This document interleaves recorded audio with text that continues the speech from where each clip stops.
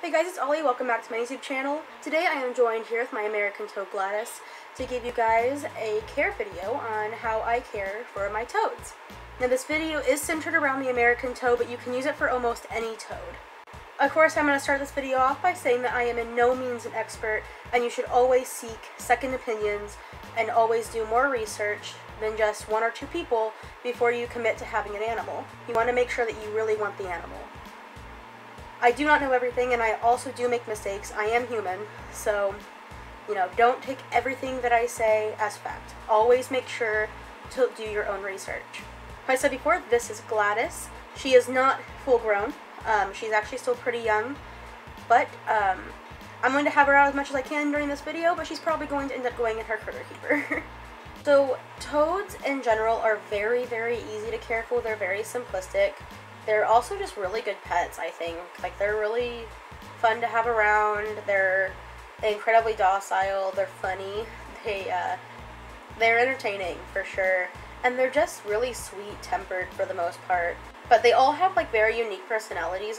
Alright, so on to the care of toads. So starting out with their diet, toads are strict insectivores.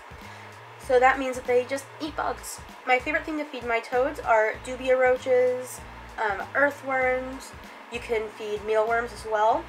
A lot of people also feed crickets. You can feed butterworm and hornworms on occasion. Just remember that hornworms are mostly moisture, but they do love them. Butterworms are a treat because they're very high in fat. So an occasional treat, do not use those as a staple diet. So the general rule of thumb is when you feed a hard-bodied insect, you want it to be about the size in between their eyes. That just makes sure that they can digest it properly and they won't get impacted since it has a hard shell. Another rule of thumb is if it's a soft-bodied insect like an earthworm, you want to maybe 2 to 3 times the width of the space in between their eyes because they can take a lot more, but you don't want to give them too much still. You're going to want to feed them about every 2 to 3 days. You want to feed about 2 to 3 insects whenever you do feed. They will eat as much as you give them typically though, so watch out for that. They'll get severely overweight if you let them because they are pigs. Also, always make sure that you put supplements on the insects. So you want to make sure that they have their calcium and their vitamin A and their vitamin D. So I use Repashy Plus. You can also just use I think it's called Herpative. I don't really remember. It's at most pet stores. But it's just vitamin with and without D3. If you use that, I've heard to alternate between the with and without. So I don't know, I don't use them. I dust their food with vitamins every single time, but 2 to 3 times a week probably would suffice. You absolutely want to feed them nothing from outside. It doesn't matter where you get it. I just would not recommend feeding from outside. The food can have parasites. You don't know where they've been. It's just safe to just buy all their food from a store. So you can feed them in or out of their tank. I usually feed my Fowler's toad outside because she's a bit of a spaz.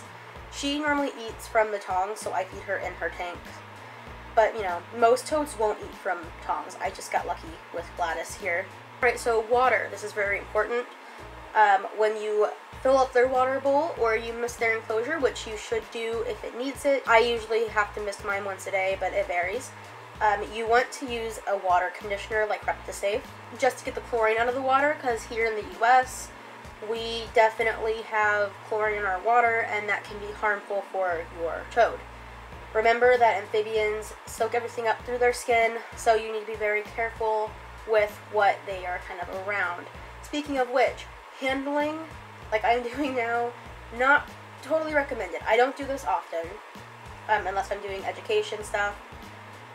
But, if you do, make sure you rinse off your hands really well. Mostly just water. Don't use any soap or any chemicals because they'll soak that through and they could die.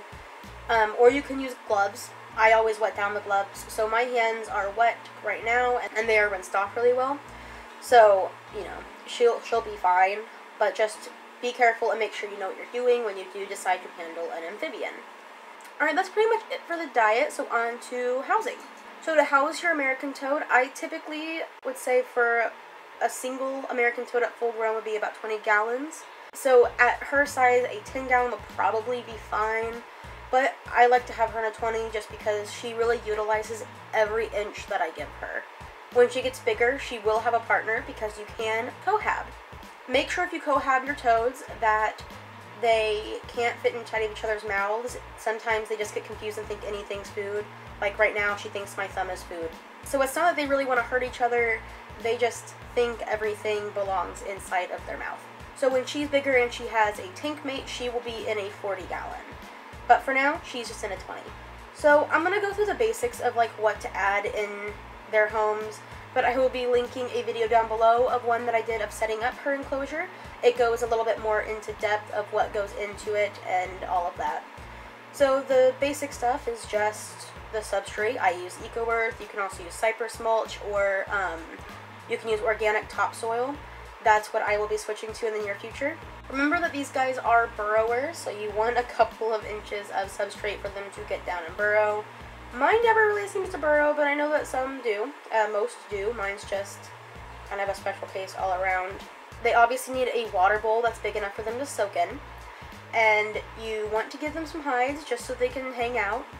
Also add some foliage so they can hide and they feel secure, and, you know, all the basics that you would basically give any other exotic animal. I also like to add springtails because they can get kind of humid in their enclosure, and you know, springtails prevent mold. You don't want anything harmful in their enclosure like mold because they absorb everything through their skin, and you just don't want them to pass away because there was some mold in your enclosure. As for temp, these guys are perfectly fine at room temp as long as your room temp is 70 to 75 degrees Fahrenheit. So my toad does have a light above her enclosure now, and that's mainly just to provide a day and night cycle because you do want them to have a day and night cycle.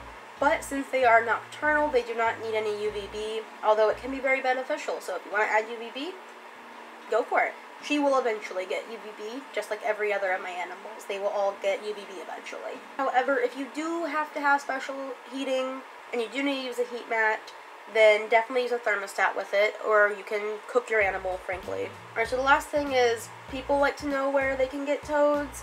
Unfortunately, there's virtually no one that breeds them. I've heard it's very hard in captivity to breed them, so typically you find them outside. As much as we don't like, you know, wild-caught animals, some animals like the American toad or like the legless lizard, for another example, you can't really get a breeder for. Now, I did find mine at my dad's house. She was like his little grill buddy, so like whenever he would cook out or he would garden, Gladys was always around. Well, unfortunately, my dad had some pests eating his food, and he decided to put down some pesticides, which, you know, I'm not a fan of, but it's his choice. And he remembered that Gladys was living under this tarp, and asked me if I would take her so that she didn't risk eating anything with pesticide. You always want to make sure that if you do get them from outside, you want them to be babies. You want them to be very small so that you're not taking away from the breeding population. So she was small, she was a little skinny, she didn't look like she was thriving too well, so I just went ahead and brought her home so that I could have another education animal and maybe teach kids about toads. So that's Gladys. That's how I got her, and that's how most people get their toads. They just get them from outside.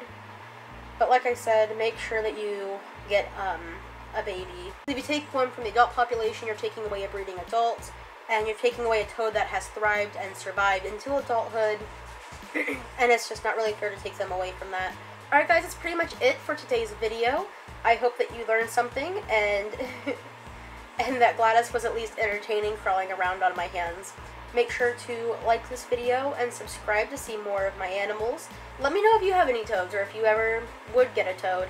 Also follow me over on Instagram where you can see more of my pets and a lot of pictures of Gladys because she is a goofy girl. That will be linked down below, as well as the in-depth housing video for the American toad. And as always, I'll see you in my next video. Bye! The general rule of thumb is... She just tried to eat my finger. She's getting antsy. I think she thinks I'm food. She keeps trying to eat my finger. She's really into the string on my hoodie. She keeps trying to go after it. It's not a worm, love. I really love toads. They're so goofy. It's not a worm. No. You cannot escape.